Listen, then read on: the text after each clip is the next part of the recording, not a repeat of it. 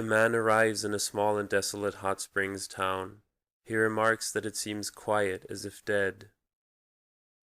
All the people he sees are elderly women, yet the town seems eerily familiar to him. Upon buying a tengu mask from a street vendor, the vendor tells the man that he looks exactly like the master of the Gensen Inn. This other man too bought a tengu mask from her when he first arrived in this town. Asked for a place to stay by that man, she recommended the Gensen Inn.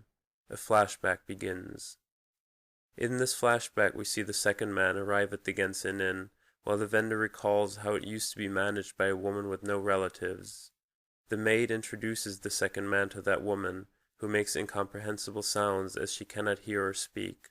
She can lip read, however.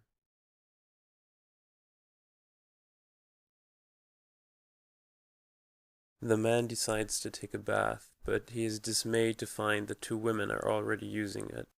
He explains that he does not like mixed bathing and is ridiculed by the maid for this. The man decides to postpone the bath. During a conversation, the maid talks about her belief in previous lives, the reason being that without previous lives we would all be ghosts. After some time, the maid urges the man to finally take a bath because she won't be able to go to bed until he is done. The deaf woman is still in the bath, but supposed to leave soon. What happens next is pretty self-explanatory.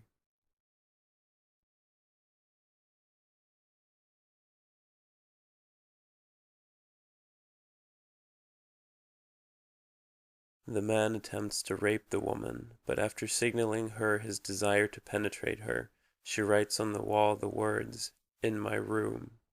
She then leaves and waits for him.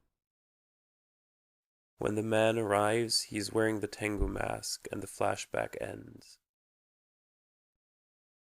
The old women who have gathered around the first man in the meantime talk about how the second man and the woman are running the inn together now. When they comment on the resemblance of the first man to the second man, the first man decides to visit the Gensen Inn, a proposition that shocks the women. They cry, "If you go to the Gensen Inn," but do not finish the sentence. We see the second man and the woman fearfully await the arrival of the first man, who is now wearing the tengu mask, and the story ends.